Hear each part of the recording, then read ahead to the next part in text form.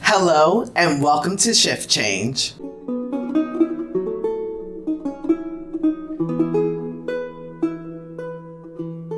Today's video is going to be a little bit different as I'm going to be talking about modeling while in costume, whether that is historical costume, modern costume, or maybe you want to do historical costume with a little bit of a twist. Now, I'm not just talking out of my behind. I actually do have professional modeling experience, which you should see some photos pop up shortly to back that claim up.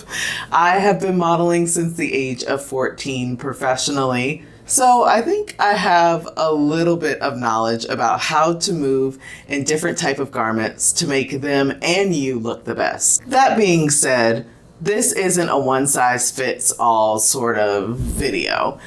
Not everything is going to work on every single body. However, some things do carry on generally, which you will see what I'm vaguely alluding to in a little bit. Now I know what you're thinking. Why is modeling that important? As long as you get a good photo, that's all that matters.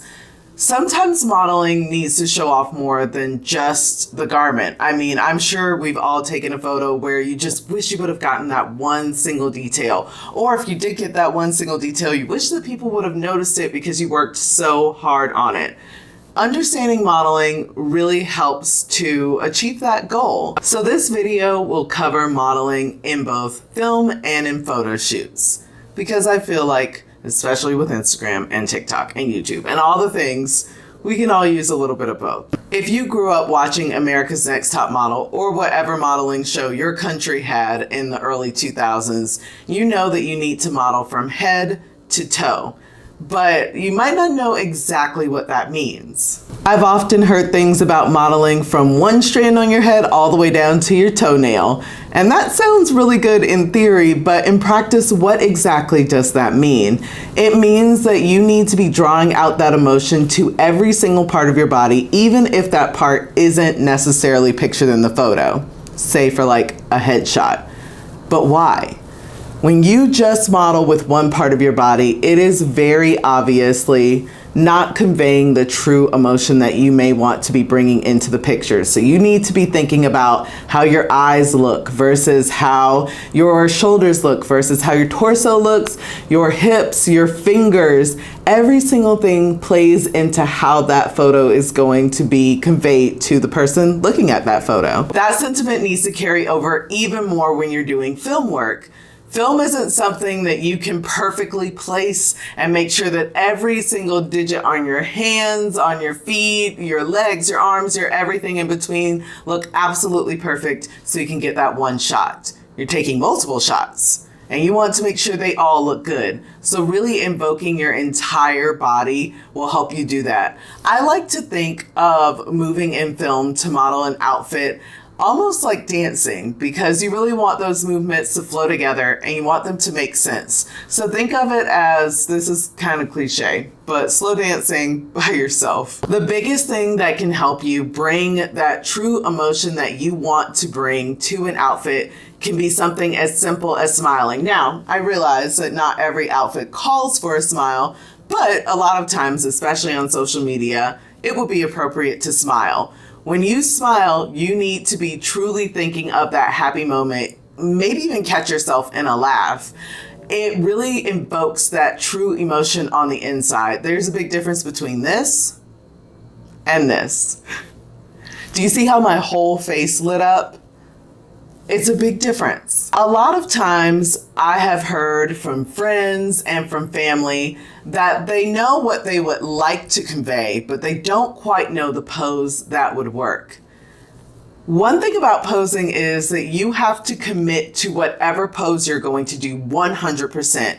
You can't have soft arms that don't know what they're going to do. If you want to use your hands, you need to use your hand in a photo. Place it somewhere, even if it looks crazy. Committing to something, even if it's something like you're mushing your face, will look a lot more genuine and will read better to the user than not quite placing your hand where it needs to go. Hands are attention grabbers. So especially if you're going to use your hands, you really need to commit to that pose. Committing is half the battle. The other half of that battle is practice. You will need to look at photos that you might think look good on your body and try them out. Not everything's going to work. Not everything works for me, but practice truly does make excellence here. And trust me, it's going to be a little awkward at first. I mean, I've been doing this and it's still really awkward to me when I want to practice new facial expressions or new poses. Typically, though, I don't have the time to, really practice those like I did when I was a teenager. I just take a little bit of time when I'm getting ready in the mirror in the morning, whether that's just brushing my teeth or doing my hair, to play with a little bit of facial expressions and a little bit of body awareness to see what angles work best on me. One of the fundamentals that I like to remember when I'm modeling, whether it's doing photo shoots or doing film, is that everything that is closer to the camera is going to look bigger and everything that is further away from the camera is going to look smaller. And this is true despite your body type. I quite literally like to use it as something that I can use in my everyday life if I'm just taking a photo. So maybe I am wearing something and I don't like the way my shoulders look that day. I might tilt them away from the camera so that they have a little bit of pizzazz and they aren't the main focus in the picture. Or maybe I'm a little bit bloated that day. It happens, life happens. I might pull my hips away from the camera to give an elongated line from my chest down to my hips. Because my hips would be further away from the camera, it would look like they are all in one line. It sort of creates a false illusion. Very rarely will you see models of any size have their entire body straight to the camera, but you can create that illusion simply by pulling your hips back, slightly tilting your shoulders either up or down. It still gives you more movement to look at so that the eye doesn't get bored, so that the viewer doesn't get bored without being straight onto that camera. So let's talk about your eyes getting bored. What does that mean? Have you ever seen a photo of someone just standing almost mugshot style? They are just standing plain up and down and nothing is really happening in the photo. It doesn't mean that they look bad. It doesn't mean that their outfit looks bad. It just means that your eye and your brain isn't really excited by the photo versus seeing a photo with a bunch of different angles, whether that's a head tilt or whether that is having your hand on your waist or maybe in a pocket, or maybe you're going through a purse or you're going through a coin purse, or whether you're doing something with your feet. Have you ever seen a photo like that and you just thought that is the photo? The outfit doesn't necessarily have to be as good as the other photo. The person might not even be as confident, but simply having those angles can help a lot. Angles are something that should also be used when you are doing film. If you want to make a certain part of your body look a certain type of way, you will have to be aware of not being straight onto that camera and creating those angles. Thankfully with film it's a little bit easier because you're already going to be moving, but you want to make sure that you are not going to be stuck in a position where that eye is not dancing across the footage. I wanted to talk a little bit about how to show a gown, and specifically how to show a gown that is historical versus maybe a modern gown, or wearing a historical gown and wanting to pose or move in a bit more of a modern way. If you're going for the historical look, typically you'll want to mimic sort of what was happening in portraits that had a lot of minimal movement, usually low lighting. If you are going to be using low lighting, make sure that you are still having your face towards the light. You want to find your light, as they say.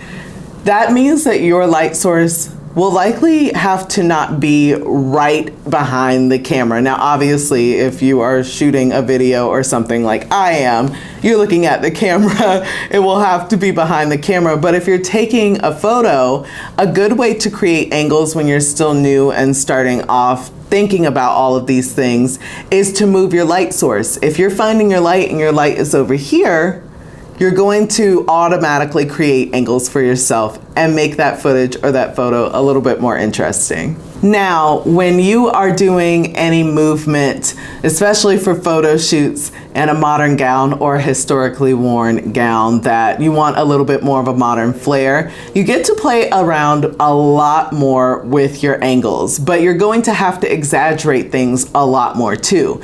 You know that gown can absolutely swallow you, and that's just the gown. That isn't talking about any of the structured undergarments you may be wearing underneath. Remember, confidence is key, so you want to go a little bit big or go home, because you can always reel yourself back after seeing that footage or seeing that photo, but it's very hard to pull more out of a photo or a footage when it's not there to begin with. So when you have a gown on, it's going to eat a bit of that movement. You might not be able to see your legs, you might not be able to see your legs and your arms properly. What are you going to do to still show that there is movement happening in that photo? Now, once you've applied all of those things, you are going to want to let your body language tell a story.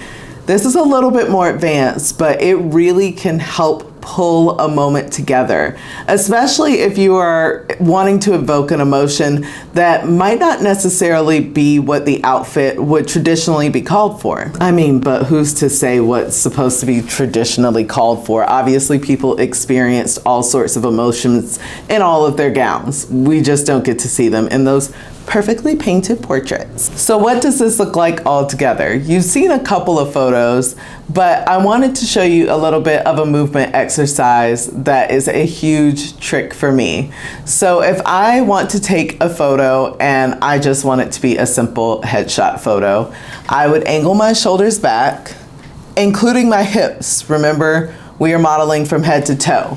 I'd point my toes, straighten my posture, I'd tilt my head one way or another, and then I would make sure to elongate my neck, which means that I would stick out my neck a bit more, and I would smile from the inside, just like what I said. And you also want to dance when you're in this movement, so you don't just want to be here, which is cute and all, but you want to move from pose to pose. That's how you make it look natural. Now you want that confidence when you do move from pose to pose. So you might be here and you just have to do a subtle movement. Did you see that subtle shoulder raise? It was subtle, but it changed the photo from here to here.